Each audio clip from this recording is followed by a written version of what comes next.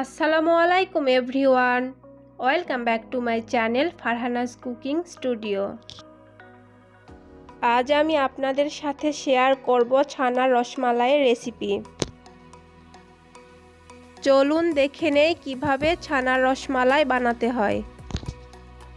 ছানার রসমালাই বানানোর জন্য প্রথমে আমি একটা হাঁড়িতে 1.5 লিটার পরিমাণ দুধ নিয়ে নিয়েছি। চুলা মিডিয়াম হিটে রেখে আমি দুধটাকে ভালোভাবে জাল করে নিচ্ছি। দুধে বলক চলে আসা পর্যন্ত আমি অপেক্ষা করছি। দুধে বলক চলে এসেছে, এখন আমি চুলাটা বন্ধ করে দিচ্ছি। চুলা বন্ধ করে দেওয়ার পর আমি এখানে 1 টেবিল চামচ ভিনেগারের সাথে সামান্য পরিমাণ পানি মিশিয়ে দুধের মধ্যে দিয়ে দিচ্ছি। চুলা বন্ধ করার পর দুধের মধ্যে ভিনেগার দেওয়ার কারণে ছানাটা অনেক সফট হবে। দেখুন কত সুন্দরভাবে ছানা কেটে গিয়েছে।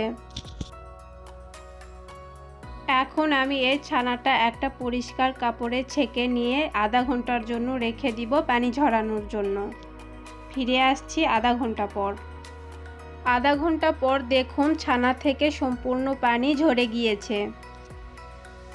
এখন আমি হাতের সাহায্যে ছানাটাকে ভালোভাবে মেখে নিব। দেখুন ছানাটা কতটা সফট হয়েছে। এই ছানাটা সময় নিয়ে হাতের সাহায্যে খুব ভালোভাবে মেখে নিতে হবে। ছানা মেখে নেওয়া যতটা ভালো হবে, রসমালাইয়ের মিষ্টি ততটা সফট হবে। বেশ কিছুক্ষণ মেখে নেওয়ার পর ছানাটা কিন্তু অনেকটাই সফট হয়ে এসেছে। এখন আমি ছোট ছোট করে মিষ্টি বানিয়ে নিব। এই মিষ্টিগুলো শিরায় দেওয়ার পর এমনিতেই ডাবল হয়ে যাবে, সেজন্য বড় করে বানানোর কোনো প্রয়োজন নেই। এই মিষ্টিগুলো আমি হাতের সাহায্যে এভাবে করে বানিয়ে নিচ্ছি। দেখুন মিষ্টির মধ্যে কিন্তু কোনো ফাটল নেই। মিষ্টির মধ্যে ফাটল থাকলে কিন্তু মিষ্টিগুলো সিদ্ধ করে নেওয়ার সময় মিষ্টিগুলো ভেঙে যাবে। আমি এভাবে করে সবগুলো মিষ্টি বানিয়ে নিচ্ছি। আমার সবগুলো মিষ্টি বানিয়ে নেওয়া হয়ে গিয়েছে। এখন আমি চিনির পাতলা শিরা বানিয়ে নিব। চিনির শিরা বানানোর জন্য চুলায় আমি একটা হাঁড়ি বসিয়ে দিয়েছি। এখন আমি এখানে দিয়ে দিচ্ছি 1.5 কাপ পরিমাণ চিনি। তারপর আমি এখানে দিয়ে দিচ্ছি 5 কাপ পরিমাণ পানি। যেহেতু মিষ্টিগুলো সিদ্ধ করার জন্য পাতলা শিরার প্রয়োজন হবে, তাই আমি এখানে বেশি পানি ব্যবহার করছি।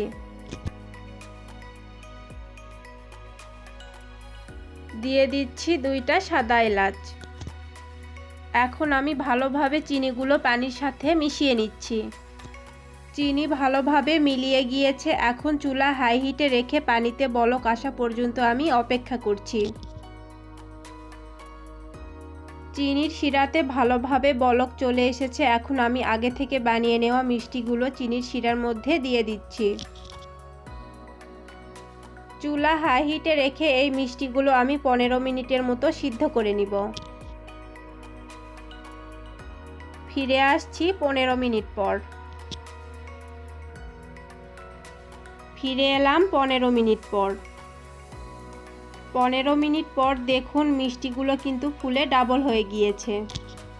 এখন আমি এই মিষ্টিগুলো একটা ছাঁকনিতে তুলে নিচ্ছি।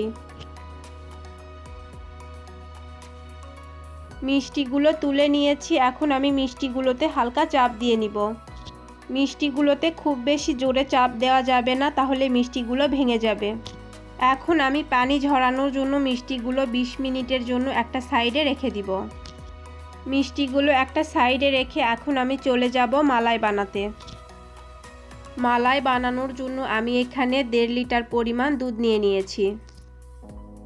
মালাই তৈরি করার সময় চামচের সাহায্যে দুধ অনবরত নাড়তে হবে।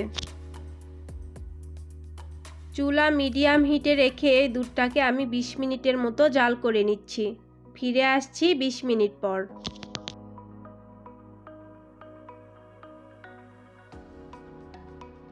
ফিরে এলাম 20 মিনিট পর।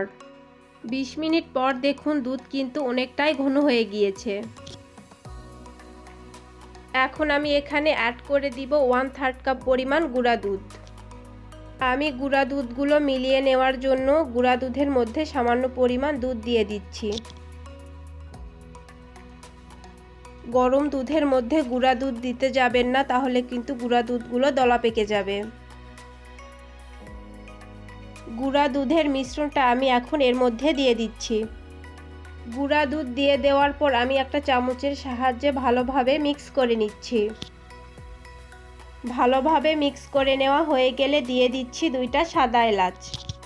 তারপর দিয়ে দিচ্ছি হাফ কাপ পরিমাণ চিনি। চিনিটা আপনারা আপনাদের ইচ্ছে মতো কমিয়ে কিংবা বাড়িয়ে দিতে পারেন। আপনারা গুঁড়া দুধের পরিবর্তে এখানে কনডেন্স মিল্কও ব্যবহার করতে পারেন।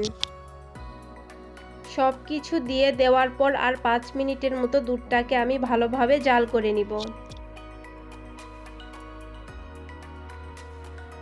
5 মিনিটের মতো জাল করে নিয়েছি। দেখুন মালাইটা কিন্তু একদম রেডি। এখন আমি আগে থেকে পানি ঝরিয়ে নেওয়া মিষ্টিগুলো এর মধ্যে দিয়ে দিচ্ছি। মিষ্টিগুলো দিয়ে দেওয়ার পর আমি এটা আর 5 মিনিটের মতো জাল করে নিব।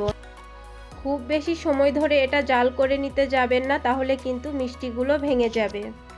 5 মিনিট পর দেখুন রসমালাই কিন্তু প্রায় হয়ে গিয়েছে। আর আপনারা যে পাতলা মালাই দেখতে পাচ্ছেন, চুলা বন্ধ করে রসমালাইটা ঠান্ডা করে নেওয়ার পর কিন্তু এই মালাইটা আরও ঘন হয়ে যাবে। রসমালাই বানানো হয়ে গিয়েছে। এখন আমি চুলা বন্ধ করে 2 ঘন্টা পর এটা পরিবেশন করে নিব। 2 ঘন্টা পর দেখুন মালাই কতটা ঘন হয়ে গিয়েছে।